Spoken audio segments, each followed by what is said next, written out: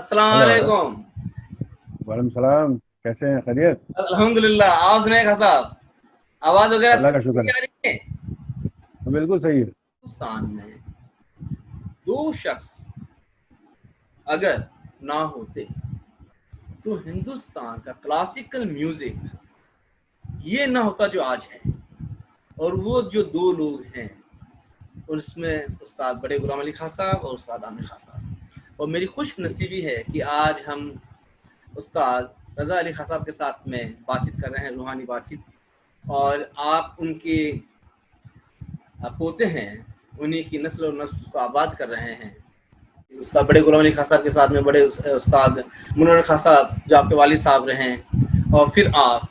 तो खान साहब, सबसे पहले शुरुआत में इसी तरह करता हूँ कि आप इस फैमिली में जब हुए और आप जब बड़े हो रहे थे तो आपका एक्सपीरियंस क्या था? आप दुनिया में सभी बच्चे जब होते हैं तो इनका अपना अपना तजुर्बा होता है, जब बड़े हो गए उनको मालूम चलता है कि हाँ हम इस फैमिली से बिलोंग करते हैं। लेकिन आपका क्या तजुर्बा रहा है अपनी फैमिली के साथ में, उसके बारे में आप शुरुआत कीजिए प्लीज खान साहब। सबसे पहली बात है कि नईम भाई, बड़ी नवाजिश, बड़ी मेहरबानी है, आपने मुझे मदऊ किया आपके इस प्रोग्राम में। उसके लिए बेहद तहे दिल से शुक्रगुजार हूँ। और ये सवाल जो है आपका बड़ा अच्छा है। जब मैं छोटा था तब तो जाहिर है वो मेरी उम्र 3 साल की होगी जब मेरे दादा, उससे पहले तो खैर वो दादा पोते का जो प्यार होता है वो तो है ही है।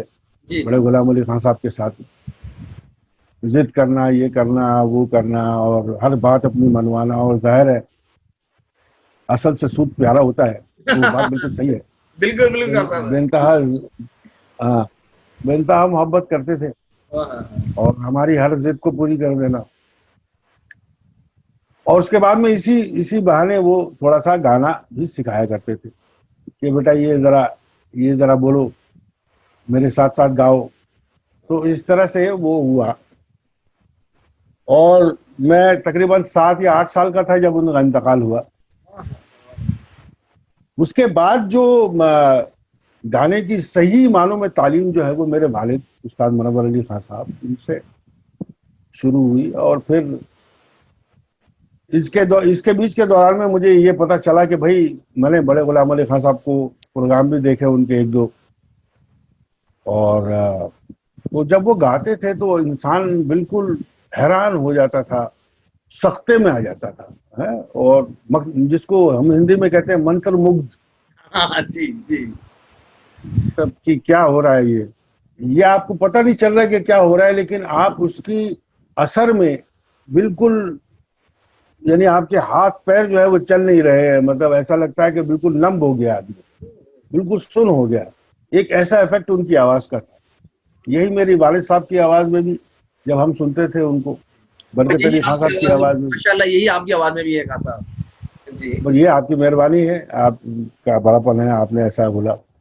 हम तो अभी भी सीख रहे हैं और सीखते रहेंगे, क्योंकि संगीत एक ऐसा महासागर है। इसमें तो हमारे दादा कहते थे कि एक महासागर है, मुझे खबर है उसकी, लेकिन उसकी खुशबू अभी नहीं आई है मुझे। अरे बाप रे बाप। हाँ, तो अब आप समझ लीजिए कि जब वो ऐसा कह रहे हैं तो हम लोग किस गिनती में। बहुत बड़ी बात है खान साहब। तो तो बहरहाल वो ये हुआ। और उसके बाद में फिर जब पता चला कि म्यूजिक से जब सही मानों में आलाप हुआ, इंट्रोडक्शन हुआ, तो ये कितनी बड़ी चीज है और ये कितने बड़े लोग थे।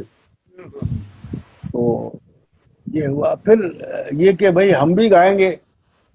और तो हमारे वालिद साहब से हमने पूछा कि भाई, ये तो मामला बहुत विकट और बड़ा मुश्किल है। तो उन्होंने कहा कि साधना एक ऐसी चीज है, साधना जो है वो वही आपको जो है ना, इस ये सारे कष्ट से जो है ना वो निकाल देंगे। क्या बात। तो बस साधना की और बस तो उसी खान का साहब, नतीजा है जो भी आज। आपके वालिद साहब के साथ में आपका कितना लंबा वक्त गुजरा? मैं उस 25-26 साल का था जब उनका इंतकाल हुआ। तो बचपने से बस उनके साथ ही लगा रहा मैं। हाँ ये कि जो भी वक्त मुझे मिला 20 साल का, जी तो मैं हर पल उनके साथ ही था। और संगीत का एक ऐसा माहौल हमारे घर में आज भी है जी कि रात के 2 बज जाए, 1, 3 बज जाए, 4 बज जाए, और सिलसिला जो चल रहा है तो वो चल रहा है। जी। तो रियाज का सिलसिला चल रहा है, या खुद अपना कुछ सोच रहे हैं बैठे हुए, तो हाँ ये आज भी चलता रहता है। खान साहब, मैं इसके ऊपर बस एक, यानी कि नींद से उठे तो गाना बजाना, अब सोने तक गाना बजाना, ओ हो, क्या बात बस यही होता है। साधना, यही है, यही साधना है। हाँ खान साहब, हाँ। ठीक कह रहे हैं आप। और खान साहब, मैं आपसे एक और साधने के साथ में उन्होंने मुझसे ये कहा था कि आप दुनिया से कुछ एक्सपेक्ट मत करें। हाँ हाँ, एक्सपेक्ट मत कीजिए दुनिया से। हाँ, अगर दुनिया से एक्सपेक्ट करना शुरू कर दोगे तो फिर जिंदा नहीं रह पाओगे। ओ हो, तो बात बिल्कुल उनकी सही है। सही बात है खान साहब। और हाँ। खान साहब, जब आपके दादाजी के बारे में जब लोग जो जानते हैं, सबको मालूम है, उनके खुद वो तो अल्लाह ने उनको एक ऐसा नगीना पैदा किया कि उनके बराबर तो कोई नहीं आ सका आज तक। लेकिन उनके जो शागिर्द थे, तो उनके शागिर्दों में भी ऐसे ऐसे लोग हुए हैं कि उन्होंने अपना ऐसा मुकाम बनाया कि उस मुकाम तक भी लोगों का पहुंचना नामुमकिन सा लगता है। जैसे बिल्कुल सही आपने कहा। हाँ, सब सब लोग, जितने भी लोग थे, नूर जहां जी या जो भी नाम लिए जाए, नाम भी एक हाँ, मोहम्मद रफी साहब हैं, मोहम्मद हफीज साहब। गुलाम अली हैं, नूरजहां हैं, हाँ जी। संध्या मुखर्जी हैं, हाँ, मीरा बनर्जी हैं, परसून बनर्जी हैं, तो खान साहब, और मेरे वालिद सबसे बड़े शागिर्द उनके हाँ, उस्ताद मुनव्वर अली खान साहब। बिल्कुल बिल्कुल। खान साहब, आपको कैसा जी। लगता है कि यहाँ पे इतने सारे, इतने बड़े बड़े लोग, एक दो तीन नहीं, सभी इतने बड़े बड़े लोग हैं, तो आप किस तरह इस चीज को देखते हैं? आपका नजरिया क्या रहता है उस बारे में, थोड़ा सा बताइए। सबसे पहली बात है, देखिए, एक बड़े पेड़ के नीचे दूसरा पेड़ बड़ा बने, ये हो नहीं सकता। हाँ हाँ हाँ वो हाँ। होता इसलिए नहीं है कि दुनिया नहीं बनने देती। क्या क्या अगर उसके नेचुरल उसमें छोड़ देंगे तो वहां पे एक और शाख बनेगी, वो भी वैसे ही खुल जाएगा, बड़ा हो जाएगा। हाँ हाँ हाँ हाँ। लेकिन दुनिया जो है वो बड़ी अजीब है। एक नामवर आदमी के औलाद जो होती है, उसका काम जो है वो 100 गुना ज्यादा हो जाता है। सही बात है। अगर एक वो आदमी जिसके बाप का नाम नहीं है, हम्म या उसका नाम कम होगा, उससे हम्म। ज्यादा हो जाएगा उसका, जी, बहुत अच्छी बात है। सही बात। लेकिन क्योंकि आपका मुकाबला आपके बुजुर्गों से ही है। हाँ हाँ हाँ हाँ हाँ हाँ, क्या बात है खान साहब, हकीकत है। अभी कोई भी मुझे सुनेगा तो बोल देगा, भाई वो मुनव्वर खान साहब से भी हमने सुना था ये। हाँ हाँ, सही बात। मगर वो बात, और हाँ ये हाँ, बड़े गुलाम अली खान साहब का भी है, मगर वो बात, क्या तो बात। वो आपकी जो जिद्दत है, आपकी जो अपनी जो बात है, अपनी जी, जो करेक्टर है आपका, हाँ, जब वो संगीत में आएगा ही। जी, जाहिर है, अगर आप एक रट्टू तोते की तरह गाएंगे तो वो एक और बात है। सही बात है। लेकिन अगर आपके अंदर में वो कलाकार है तो वो अपना आप दिखाएगा ना। बिल्कुल, आपकी अपनी इंडिविजुअलिटी जो है, इंडिविजुअलिटी जी, which is a very important thing. सही बात है। तो वो जो इंडिविजुअलिटी आपके यहाँ, वो ये है कि एक रास्ता हमारा अलग बनता है। एक रास्ता बड़े गुलाम अली खान साहब का था, एक मुनव्वर खान साहब का, एक बरकत अली खान साहब का, एक काले खान साहब का, एक मुबारक अली खान साहब का, एक और जितने हमारे जी, खानदान के बड़े बड़े लोग जी, गुजरे। क्या तो बात है उन खान सब साहब। का रास्ता अलग अलग है। हाँ हाँ तो अगर ये चीज हटा दें, मिसाल के तौर पे, कि रजा अली खान एक रजा अली खान है, हाँ हाँ भाई हाँ वो गा रहा है। हाँ हाँ अब इसको आप अगर ये ऐनक चढ़ा लेंगे, बड़े गुलाम अली खां, फिर एक और चढ़ जाएंगे बरकत अली खां, फिर मुनव्वर अली खां, ये सब लगा के आप मुझे देखेंगे, ओ हो, तो उसमें मेरी जितनी भी अच्छाइयां वो तो आपको ओ हाँ, माइनस हो जाएगी। बिल्कुल। क्या तरीके से आपने खान साहब, वाकई में ये ये जो आपने बात कही, ये बात वही कह सकता है जो अपनी ईमानदारी से अपनी रूह के साथ में इंसाफ कर रहा हो। खान साहब, हम्म। हर एक इंसान अपनी खुद की एक शख्सियत लेके पैदा होता है, और आपने सही कहा कि कंपैरिजन होने लगता है फैमिली के साथ में ही। आपने बहुत सी बात बोली थी कि सबसे पहले हमारे हमारे किसी कंटेम्पररी के साथ में हमारी हमारी हमारा मुकाबला नहीं है। हाँ बिल्कुल नहीं है। और क्योंकि लोगों का जो देखने का अभी नजरिया आपको है। मैं एक एक मिसाल, सॉरी आपकी कथा नहीं कर रहा हूँ, बिल्कुल मगर तो बिल्कुल। भूल जाऊंगा जी नहीं खास। तो मैं ये अर्ज करता चलूं। एक ठुमरी है बड़ी मशहूर, बड़े गुलाम अली खान साहब की, याद पिया किया है। हाँ हाँ। शायद आपने भी सुनी होगी और भी सबने सुनी होगी। अब ये एक ऐसी ठुमरी है, या है ना बालम, कि इसको फिल्म इंडस्ट्री ने पहले बड़ा एक्सप्लॉइट किया, बड़ा इस्तेमाल किया है जी। अब वो जैसे उन्होंने गाई, अब ये हो गया कि एक सिंगर हैं, उनका बम्बई के हैं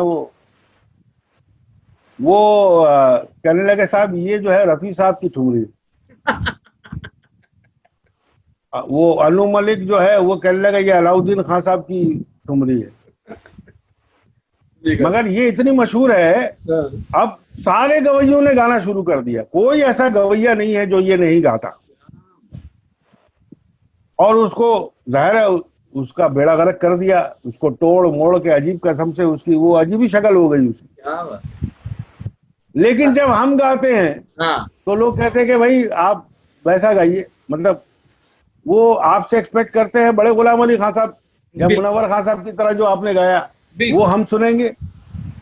लेकिन जब वो कोई दूसरा गवैया उसकी जो चाहे उसके साथ करे, यही खासा मैं आपसे कहना चाह रहा था। यही मैं बताना चाह रहा था कि ये होता है हमारे साथ। बिल्कुल, क्योंकि खान साहब क्या होता है कि कई सारे नाम हैं, आपको मालूम है कि जब लोग किसी भी बड़े आर्टिस्ट के बच्चे से सुनते हैं तो पहले से उस बच्चे का या जो भी उनकी जो नस्ल में से होता है उसकी एक्सप्रेशन उनकी बहुत ज्यादा हाई हो जाती है।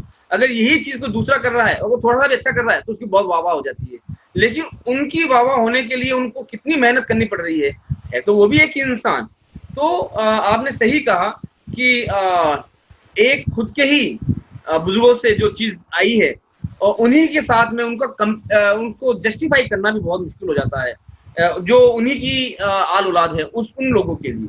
दूसरे जो करते ये है कि हमारा मुकाबला हमारे ही बाप, हमारे ही उस्ताद, हमारे ही किबला काबा के सामने खड़ा कर दिया हमको। ले अब बात है तो हम क्या बोले उनको, ठीक है। मगर एक तरीके से बहुत अच्छा भी है जी। देखिए मैं थर्ड जनरेशन में हूँ बड़े गुलाम अली खान साहब जी, और आपने सीधा मुझे मिला दिया किससे, बड़े गुलाम अली खान साहब। तो ये भी मेरे लिए एक बहुत बड़ा एहसास है। दोनों बातें हैं जी खान साहब, सही कि आपको मेरा गाना सुन के कौन याद आ रहा है, बड़े गुलाम अली खान याद। अच्छा बुरा वो बात की बात है, जी जी जी जी, आपको अच्छा लगे या बुरा लगे वो बात की बात है, लेकिन आपने मिला मुझे दिया सीधा बड़े गुलाम अली खान साहब। तो इतना एलिवेटेड स्टेटस हो गया मेरे। क्या बात। हाँ खान साहब, एक बात तो मैं आपको इसमें बोलना चाहूंगा कि काफी लोग, बहुत सारे लोग, हजारों लोग, लाखों लोग बोलूंगा मैं, ऐसा लाखों लोग कोशिश करते हैं। बहुत कम लोग होते हैं जिनको स्टेज नसीब होता है, वो बहुत उससे भी बहुत कम लोग होते हैं जिनको नाम और शोहरत और इज्जत और पैसा या जो भी रुतबा जो उनको मिलता है। लेकिन आप लोगों ने जो इबादत की बचपन में, तो उसका इबादत का आपको शायद हो सकता है कि आपके मैं ये बात बोलते मुझे थोड़ा सा एक अजीब लगता है कि इस्लाम में वो खिलाफत उसकी कि पुराने जन्म में अगर आपने कोई मेहनत की है तो शायद हो सकता है कि अल्लाह ने इस जन्म में आपको इस ऐसे घरों में पैदा किया हो और आपको पैदा होने के साथ में ही एक कहते हैं ना कि एक लिबर्टी मिल गई कि आप को स्टेज मिल गया जहां पे लोग सुनेंगे आपको। कम से कम एक बार तो ये है कि लोग आपको सुनते जरूर हैं, फिर वो डिसाइड करते हैं कि अच्छा बुरा जो भी आपने जैसा कहा वो एक अलग बात है। लेकिन जैसे आप जैसे लोग रहते हैं तो वो जस्टिफाई भी करते हैं अपने बाप दादाओं के नाम को, उसको एजाज उनका बरकरार रखते हैं। ये बहुत बड़ी बात है खास साहब। मेरा एक जो आगे वाला सवाल था खास साहब, क्योंकि आपके जो वालिद थे वो क्लासिकल म्यूजिशियन भी थे और लेकिन आपने जो सूफियाना अंदाज जो ये लिया, ये आपकी खुद की जो लोग से कहते हैं हम लोगों ने जो देखा है, जो ये सूफियाना अंदाज आपने लिया, ये आपका खुद का कोशिश थी और आपका खुद का तो इसमें मुझे थोड़ा सा, हाँ प्लीज आप बताइए खास साहब, इसके बारे में लोग नहीं बहुत नहीं, जानना। ये सूफियाना अंदाज जो है ये मेरा नहीं है, ये मेरे वालिद का है, मेरे दादा का है, मेरे ओह, परदादा का है, मेरे सकड़ दादा का है और उनके दादा का है। माशाल्लाह, क्या ये बात। सिलसिला चलता है बुल्ले शाह ओह, सरकार, ओह, कसूर वाले। बाबा बुल्ले शाह सरकार जो है, वो हमारा जो गांव है कसूर में, वो सड़क है बीच में, और वो हमारी हवेली इधर है, और उसके बिल्कुल मुकाबिल में उनका मजार है। हम्म, कोट बदरुद्दीन, ये मशहूर जगह है कसूर में, जो भी पंजाब से वाकिफ हैं जी जी जी। वो तो जानते होंगे। तो वहीं पर है बाबा बुल्ले शाह, और उन्हीं के हाथे में हमारे बहुत से बुजुर्ग दफन थे। ओहो, बाबा पीर फाजल दाद जो हमारी जद थी, वो वहीं दफन है बाबा बुल्ले शाह के हाथे में। और बाबा बुल्ले शाह के यहाँ वो, क्योंकि बाबा बुल्ले शाह जो थे वो एक बागी है, एक रेबल है सिस्टम के खिलाफ। हाँ हाँ हाँ, आप उनके अगर शेर शायरी से अगर आप जाएंगे, अगर आप उसको देखेंगे, तो वो सूफी मत में एक ऐसी बात है उसमें कि परवरदिगार तो है, अल्लाह तो है, भगवान ईश्वर जो भी कह लें आप, एक ही बात, उसमें कोई फर्क नहीं। रास्ते अलग अलग अपने हमने ढूंढ लिए कि भाई मतलब वही है। जी क्या बात। हैं जैसे कि भाई आयतल कुर्सी में जो चीज, जो मतलब है वही गायत्री मंत्र में भी है। सही बात है खास ये साहब। सिर्फ सोचना है, आपकी सोचना है। अगर आप दोनों के अनुवाद अगर देखेंगे तो आपको एक ही बात लिखी हुई है, मैंने पढ़ा है इसीलिए कह रहा हूँ आप। जी जी खास साहब, आप एकदम सही कह रहे हैं, और ये मैंने भी पढ़ा है, हाँ इत्तेफाक की बात है। और मैं अक्सर हाँ मेरे मेरे जो वर्कशॉप होते हैं उनमें अक्सर कहता हूँ कि गायत्री मंत्र और आप एक आयतल कुर्सी पढ़ के देखिए, और दोनों के तर्जुमे आप मिला के देखिए, आपको ताजुब होगा कि ऐसे कैसे हो सकता है। सही कह रहे हैं खास साहब। जी। तो ये सिलसिला वहां से आ रहा है कि हाँ सर। वो सिलसिला चल रहा है। उस जमाने में बड़े गुलाम अली खान साहब जब सूफी वो करते थे, बड़े बड़े दरगाहों पे जाकर जो है उनका जो नाम हुआ सबसे पहले हिंदुस्तान में, तो वो कलियर शरीफ में हुआ। हाँ कलियर शरीफ के मेले में, कि भाई ये कोई पंजाब से आया है, ये कौन गाने वाला है। तो वहां पर सूफिया का जो है, जाहिर है मुजिद भी उसी काम के वो लोग ही हैं। हजरत अमीर खुसरो वो भी तो सूफी बुजुर्ग हैं। तो ख्याल, ठुमरी, दादरा, जो भी आज आप कह रहे हैं, कवाली कह लें, गजल कह लें, ये सारी उनकी देन है। तबला, सितार सही। और ना जाने क्या क्या क्या क्या मैं गिनवाऊं आपको। जी जी खास। तो ये तो है इसी दरबारों से वाबस्ता। हाँ हाँ हाँ। अगर ख्याल भी कोई गाता है तो वो सूफी ही गा रहा है, वो सूफी मत को ही रिप्रेजेंट कर रहा है। अगर ठुमरी गा रहा है, अगर कृष्ण लीला पे अगर गा रहा है, क्योंकि ठुमरी तो सिर्फ वही है, राधा कृष्ण, सही बात है खास। इसके अलावा तो कुछ है ही नहीं। तो वो बिल्कुल। भी सूफी मत में ही है। आप किसी सूफी मदार पे जाके अगर गाएंगे कि शाम घूंघट पट खोली रे, तो अगर आप ये गाएंगे वहां पर, तो वहां पर कोई मना नहीं करेगा। सही बात है। सही या कह रहे होली पे जाके, आप होली पे जाके अगर गाएंगे वहां पर, तो होली जो है वो एक ऐसी चीज है कि वो एक बहुत बड़ा दिन है। रंग खेलना तो एक उसका एक छोटा सा रुकन है, लेकिन होली का एक बहुत बड़ा सूफी मतों में, कैलेंडरों में एक बहुत, होली का दिन जो है बहुत बड़ा माना जाता है। वो पूर्णिमा जो है वो पॉजिटिविटी इतनी देती है, इतनी देती है। तो उसमें जो अमल होते हैं, उसमें जो दुआएं होती हैं, तो वो मैनकाइंड के लिए, इंसानियत के लिए वो एक बहुत बड़ा एक वो ये है। तो जो मैं कर रहा हूँ कोई नई बात मेरे खानदान में नहीं। हैं। हाँ हाँ हाँ। लेकिन खान साहब आप भी मैं माफी के साथ में एक आपको एक तब इंटरनेट नहीं था, तब वो उतनी रिकॉर्डिंग्स नहीं थी, वो बिल्कुल। मजलिसों का जो सिलसिला था, आज वो लोगों के सामने आ गई हैं। जी तो लोग मुझे इस नाम से भी जानते हैं। तो ये एक अल्लाह मौला का बड़ा करम है, जी। बड़ा एहसान है उसका। बिल्कुल जी खान साहब, आपका भी एक यूट्यूब के ऊपर और सोशल मीडिया के ऊपर एक वायरल हो रहा है, एक आपकी नात, जी और इतनी वायरल हो रही है कि लाखों लाखों करोड़ लोग उसको देख रहे हैं। और जी जी। मेरे ख्याल से इतनी खूबसूरत नात आज तक किसी ने ना तो सुनी होगी ना गाई होगी, और अगर गाई होगी तो नहीं हमें नहीं माफी चाहूंगा खान साहब। नहीं, ऐसा नहीं है। नहीं नहीं। बहुत लोग माशाल्लाह, बहुत लोगों ने खूब, बहुत जबरदस्त, क्योंकि ये जिक्र ऐसा है, अल्लाह और अल्लाह के नबी का जिक्र ऐसा है जी। कि इसके अंदर में या उनके औलाद का जिक्र ऐसा है कि इसमें नित नई बात हमेशा होती है, हाँ हाँ। वो असर तासीर आ ही जाती है। क्या बात है। खान साहब मैं आगे मौलवी बात जी शुरू करने से पहले मैं कोई, माफी, हाँ जी हाँ जी, बोलिए माफी के साथ में, क्योंकि वो इतनी ज्यादा मशहूर हो चुकी है, इतनी ज्यादा वायरल हो चुकी है वो आपकी नात, हम्म। तो उसका एक लाइन अगर आप अगर मेहरबानी होगी तो अगर हाँ हाँ, क्यों नहीं क्यों गुनगुना नहीं, दे तो। जरूर। हरम की गोद में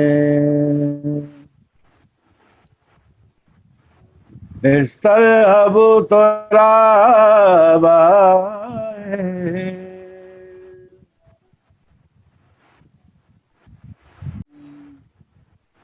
तेरे मौला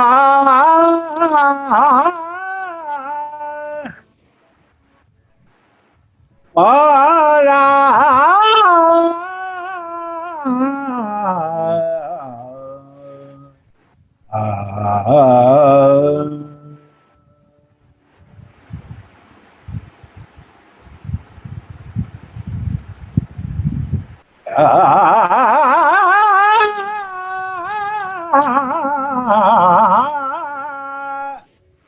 या मौला।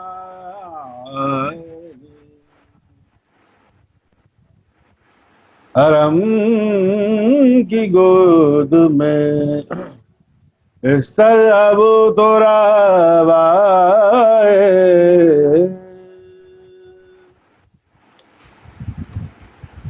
हरम की गोद में इस ताबूतरा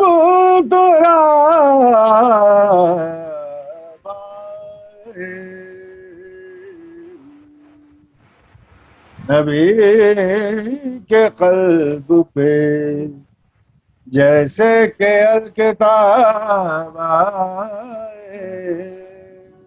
हाँ हाँ हाँ, क्या बात,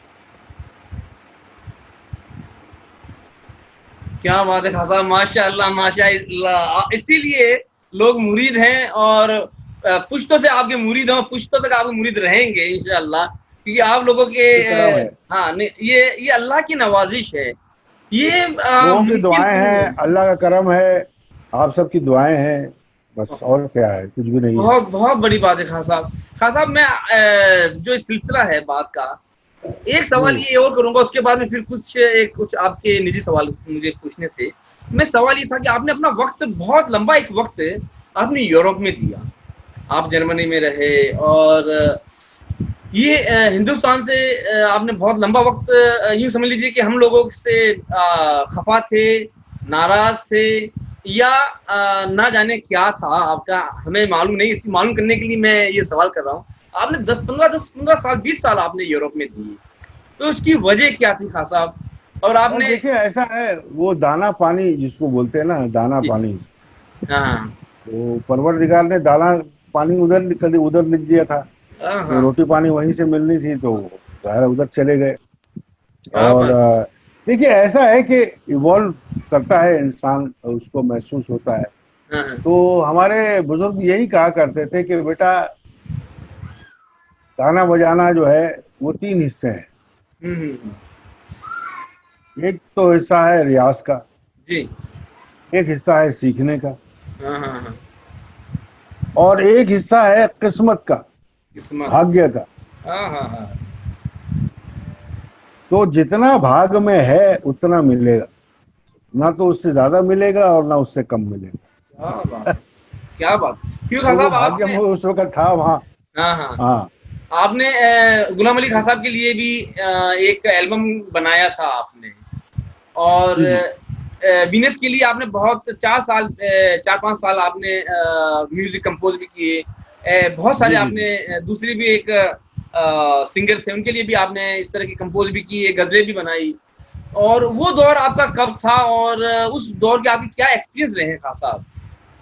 वो एटीज का दौर था, एटीज, अर्ली एटीज का। 81 से वो 84 तक ये दौर हमारा गुजरा। मैं बम्बई में था तब। मेरे वालिद भी उस जमाने में मुंबई में भी थे, तो हम लोग जी। का घर हुआ करता था वहाँ मालाबार हिल पे, अच्छा अच्छा। तीन बत्ती पे। हाँ, वो एलिजाबेथ नर्सिंग होम के बिल्कुल साथ में, डोंगर सी लेन। तो वहाँ उस दौर में हमने ये काम किए। तो ये भी एक फन या एक हुनर आप कह लें, मुझ में जी था कि मैं कंपोजिशन बड़ा अच्छा कर लेता था। जी खान साहब।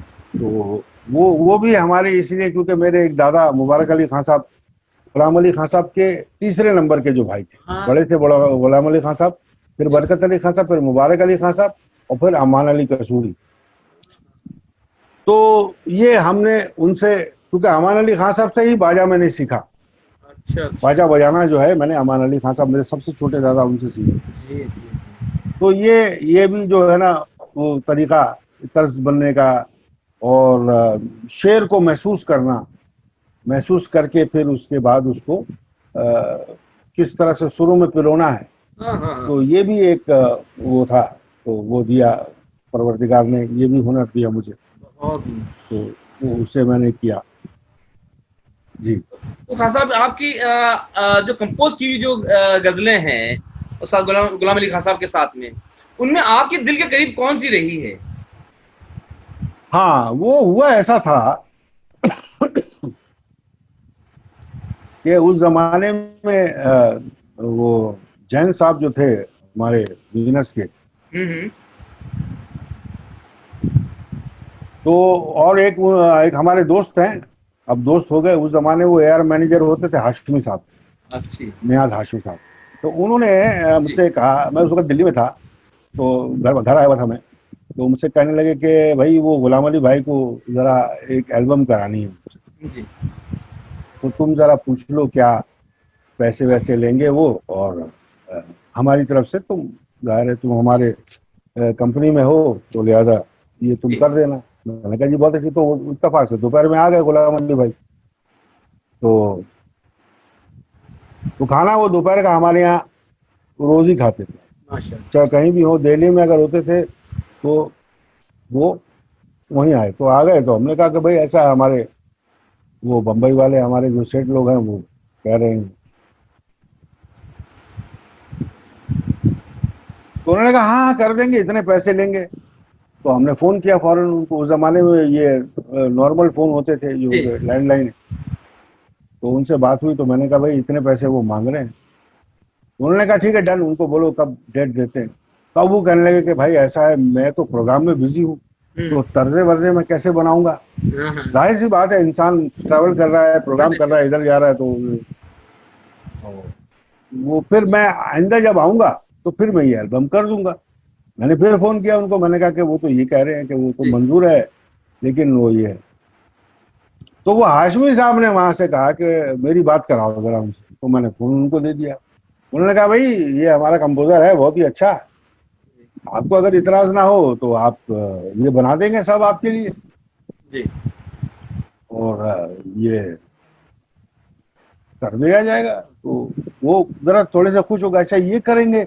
वो जरा कुछ, उनको कुछ शक था। फिर जी। उन्होंने कहा अच्छा ठीक है, चलिए ठीक है। अब क्योंकि जाहिर है, हाँ। अब मैं उस्ताद खाने का लड़का हूँ, तो उन्होंने नहीं कहा, शायद उन्होंने उस पर यकीन नहीं किया था इस बात पे कि भाई मैं, मेरी क्वालिफिकेशन है, योग्यता है मेरी या नहीं है, मैं इस लायक हूँ कि मैं कंपोज कर सकता हूँ नहीं कर। उन्होंने कहा ठीक है।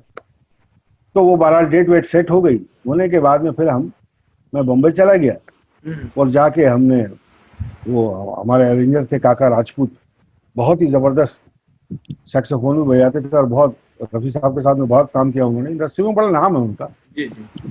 तो ये साजिद वाजिद के वालिद साहब शराफत भाई, भवानी शंकर जी, और ये सारे जितने भी बड़े बड़े दिग्गज जी म्यूजिशियंस जो थे, ये जी। सब आ गए मेरे साथ में। और वो हुआ। अब गुलाम अली भाई आए, हाँ भाई क्या गजल है। वो गजल मैंने उनको जब सुनाई, कहना वो यार ये तो बड़ा मुश्किल काम तूने कर दिया, ये इतनी जल्दी कैसे होगा।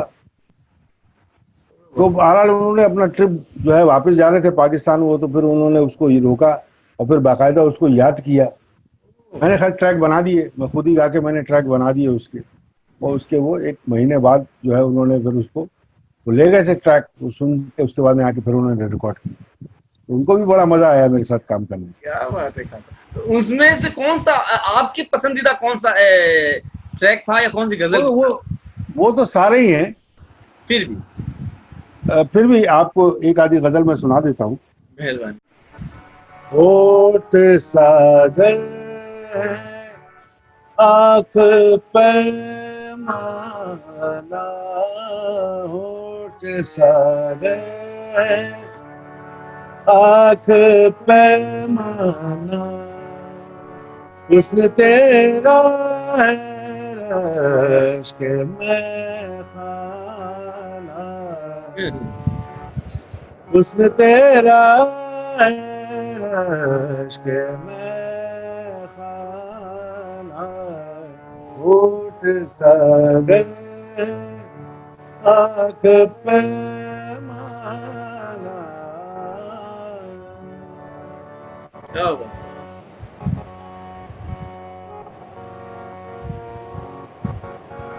तुमसे बिछड़े तो हम ने ये जाना, तुमसे बिछड़े तो हम ने ये जाना, तुमसे बिछड़े तो हमने ये जाना, कितना मुश्किल है दिल को बहलाना, कितना मुश्किल है दिल को बहलाना,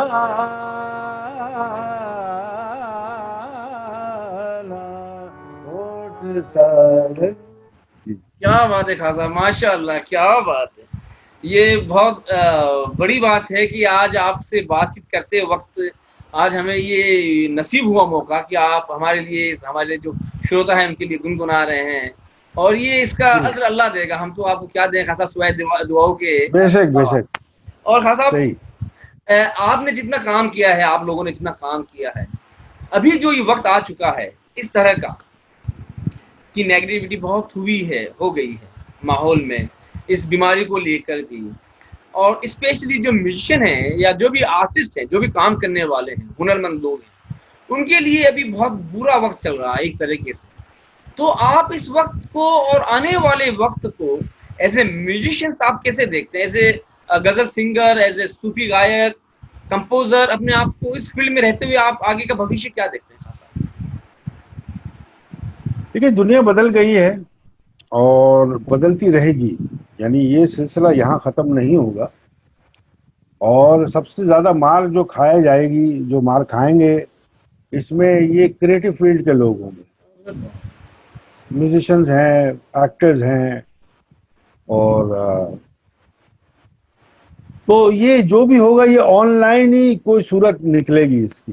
किसी को सीखना है तो ऑनलाइन सीखो, किसी को प्रोग्राम करना है तो ऑनलाइन प्रोग्राम करो। उसके अंदर में सस्टेनेबिलिटी है या नहीं, यानी कि आप अपने आप में सर्वाइवल कर सकते हैं या नहीं कर सकते,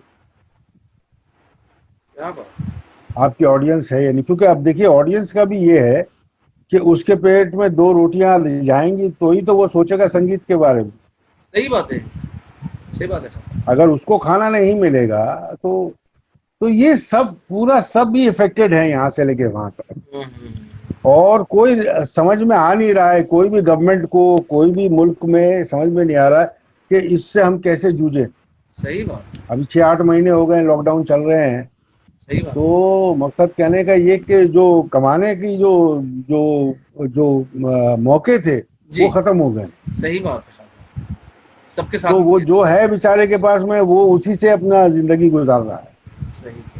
और जो पॉलिसीज बनी हुई हैं वो बहुत ही एंटी पीपल पॉलिसीज हैं, उसमें दुनिया को कोई फायदा हो नहीं रहा है। तो यहाँ पर मेरा ख्याल है कैटास्ट्रोफी होने वाला है। जितना जितना वक्त गुजरेगा उतना जितना और पता चलेगा हमें कि कितना और नेगेटिविटी जो है ना, वो किस तरह से वो हमारे पूरे मुआशरे में, सोसाइटीज में, कंट्रीज में किस तरह से बढ़ गई है। तो इसको साफ करना बहुत मुश्किल है। क्योंकि खान साहब आप लोग उस दर्जे पे आते हैं, उस मुकाम पर आते हैं, उस पहली लाइन में आते हैं, जहाँ पर लोग आपको सुनते हैं, जो देश को, जो दुनिया को जो चला रहे हैं, जो हुक्मरान हैं, वो भी आप लोगों की बात सुनते हैं, जो आपके मुरीद हैं, जो आपको चाहने वाले हैं, जो आपके फैन हैं, जो आपके फॉलोवर्स हैं, वो भी आपकी बात सुनते हैं। तो अभी दुनिया में ज्यादातर क्या है ना कि हुक्मरान जो है बड़े बेसुरे हैं।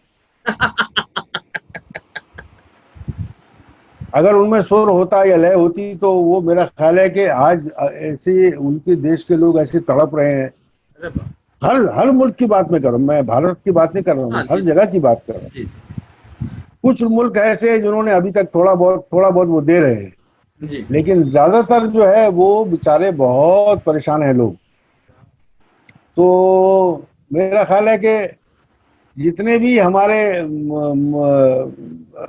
ये नेता लोग हैं या वो जरा म्यूजिक को सुने, जरा अपने नर्व्स जो हैं, अपनी जो सहानुभूति उनकी है, और उनके जिस्म में ये म्यूजिक की पॉजिटिविटी लें या योग की पॉजिटिविटी लें, मतलब स्पिरिचुअलिज्म को फॉलो करें, सूफीज्म को फॉलो करें और मोहब्बत करें, और जनता को जो है वो जितना हो सके उसका फायदा पहुंचे, क्या बात है! क्या तभी हम लोग जाके निकल सकते हैं, सही, वरना नहीं निकल पाएंगे।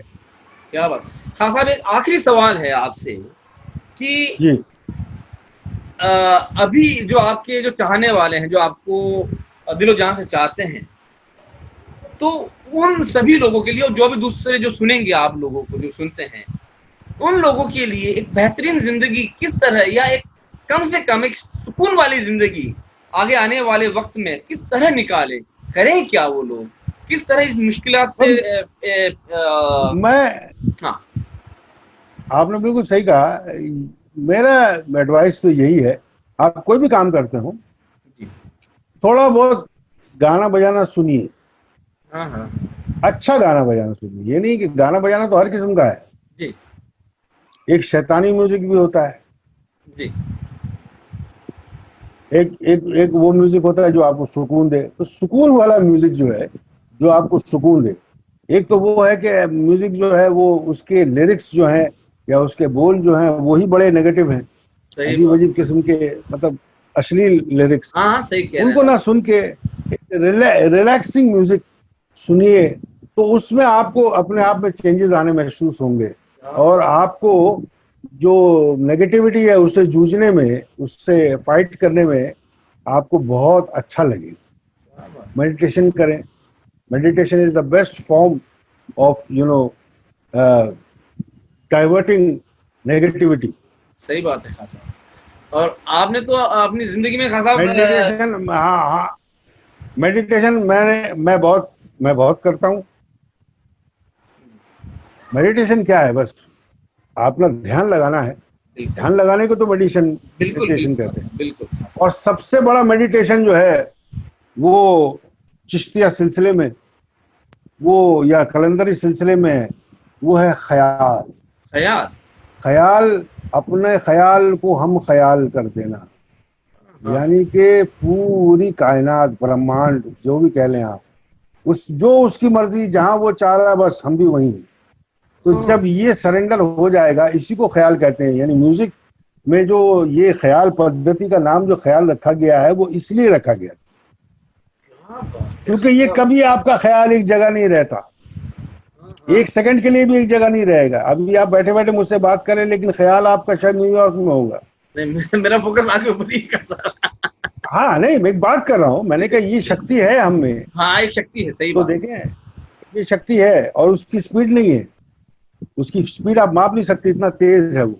सही और बात, हमेशा नित्य नया, एक जगह खड़ा नहीं रहेगा। तो इसी तरह से संगीत में ये ख्याल पद्धति जो है वो एक जगह वो वैसी नहीं होगी। अभी जो गाया वो फिर वैसा नहीं गाएंगे, वो कुछ और ही गाएंगे, क्या बात, हवा के साथ, हवा के साथ और सितारों की चाल के साथ, हर चीज के साथ ये भी चेंज होता रहता है साथ साथ।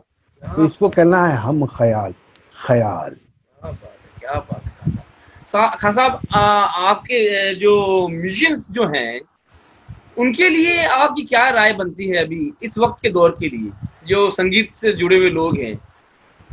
सब लोग तो आपकी तरह देखिए सक्षम है नहीं, खानदानी, आप समझ रहे हैं मैं क्या कहना चाह रहा हूँ, कि लेकिन कई बेचारे गाने बजाने वाले लोग हैं, महफिलों में गाते हैं। आज के दौर हाँ आज के दौर में खानदानी या गैर खानदानी अब हिंदुस्तान में नहीं रहा। हाँ, अब ये चीज खत्म हो गई। अब खानदानी आप देखेंगे मुश्किल से, शायद मेरा ख्याल उंगलियों पे आप गिन सकते हैं। बिल्कुल। उंगलियों पे भी जो है ना, वो उंगलियां आपकी खत्म नहीं होंगी, लेकिन उनके नाम खत्म हो जाएंगे।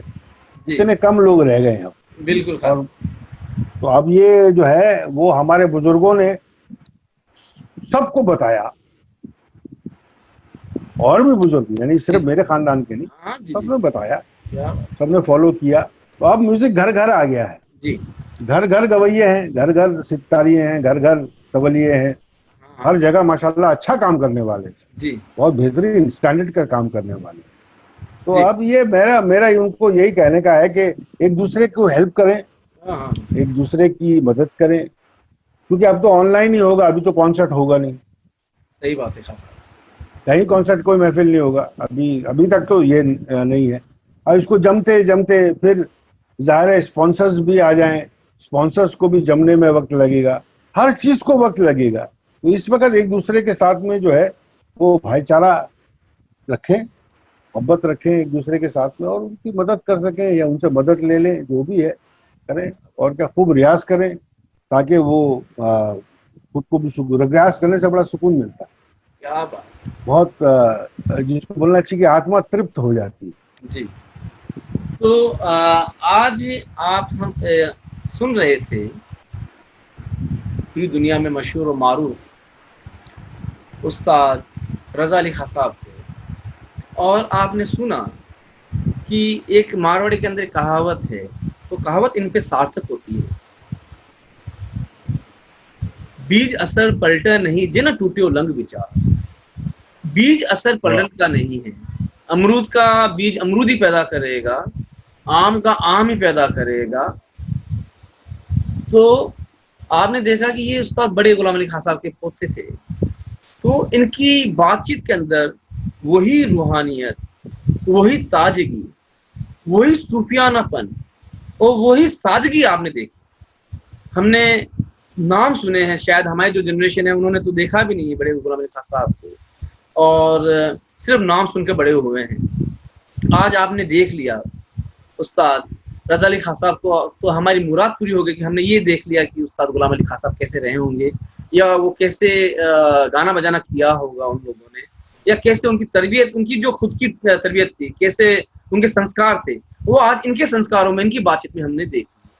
इन्होंने कहा कि जो हुक्मरान है उनको सुरीला होना चाहिए। उनका सुरीला होने का मतलब ये है कि उनको थोड़ा समझदार होना चाहिए, उनको लगाव होना चाहिए अपनी आवाम से, वो दिल के करीब होने चाहिए आवाम के, ताकि उनके दर्द को समझ सके। और जब इन्होंने कहा कि आप ये जो माहौल है, इस माहौल से निपटने का एक ही तरीका उन्होंने बताया, मोहब्बत, प्यार, अखलाक, एक दूसरे की मदद करना। और इसके बिना वाकई में हम लोग शायद इस मुसीबत से नहीं निकल सकते, अगर हम लोगों ने एक दूसरे की मदद नहीं की, एक दूसरे का सहारा नहीं बने तो। और इन्होंने कहा कि आप सुकून में रहिए, ध्यान कीजिए, मेडिटेशन कीजिए। तो आपने देखा कि जब इतनी बड़ी हस्ती, वो इतने डाउन टू अर्थ और इतने अच्छे से हम लोगों को समझा रहे हैं, तो इनकी बात हम लोगों को माननी चाहिए। हमारे जो भी तकलीफें हैं, जो भी दर्द हैं, तो शायद हो सकते हैं आज हैं कल नहीं हो, लेकिन सुकून नहीं खोना हम लोगों को। सुकून में हम लोगों को हमारी ज़िंदगी जीनी है। और वक्त है, हो सकता है कि कई काम ऑनलाइन होने शुरू हो जाएंगे, कई काम का जो तरीका है वो बदल जाएगा, लेकिन ज़िंदगी चलती रहती है, वो ज़िंदगी चलेगी। और हम शुक्रगुजार हैं ऐसी हस्ती के जिन्होंने अपनी पूरी ज़िंदगी, पूरी लाइफ संगीत की सेवा की, और यहाँ ही नहीं पूरी दुनिया के अंदर। यूरोप में तो इनका इतना नाम है जिसकी हद नहीं, सब लोग जानते हैं। बहुत अफगानी परिवारों से मेरे बातचीत होती है, इतने बड़े बड़े मुरीद हैं इनके लोग जिसकी हद नहीं। और हम खुश नसीब हैं कि ये हमारे भारत की कोहिनूर हीरे हैं, ये हमारे नगीने हैं जिनका हमें संभाल के रखना है। और हम अगर इनके किसी काम आ सके तो ये हमारा एक कर्तव्य होगा कि इन लोगों के किसी भी काम आ सके, कोई म्यूजिक के कॉन्सर्ट के थ्रू, कोई प्रोग्राम के थ्रू, या किसी भी और तरीके से, जिस तरीके से हम इन लोगों की खिदमत कर सकें, इन लोगों की सेवा कर सकें, क्योंकि इन्होंने बहुत इंटरटेन किया है, बहुत खिदमत की है संगीत की। और इसी के लिए हम आपका खासा बहुत बहुत दिल से और मेरी रूह से आपका बहुत बहुत शुक्रिया। आपने बहुत एक शुक्रिया हमारी अपना वक्त नवाजी। दिया खासा, और इसका एहसान शायद हम लोग तो ना चुका पाए, अल्लाह इसका एहसान चुकाएगा। और हम सिर्फ ये दुआ करते हैं खान साहब आपकी उम्र अल्लाह लंबी करे और तंदुरुस्ती के साथ में आप इसी तरह गाना बजाना करते रहें, और इस मुल्क की, भारत की, हिंदुस्तान की आप ऐसे ही उसी का नाम रोशन करते रहें खान साहब। आपका बहुत बहुत शुक्रिया खान साहब, बहुत बहुत शुक्रिया। आपकी बहुत मेहरबानी, बहुत शुक्रिया। आपने मुझे बुलाया और बड़ी अच्छी बातें करी, बड़ा मज़ा आया आपसे बात करके। और आप खुश रहिए और इसी तरह से मानवता की खिदमत करते रहिए, बस यही दुआओं के साथ में। शुक्रिया खान बहुत साहब, बहुत बहुत शुक्रिया। नवाज़िश खान साहब, अल्लाह हाफिज, नमस्कार। शुक्रिया।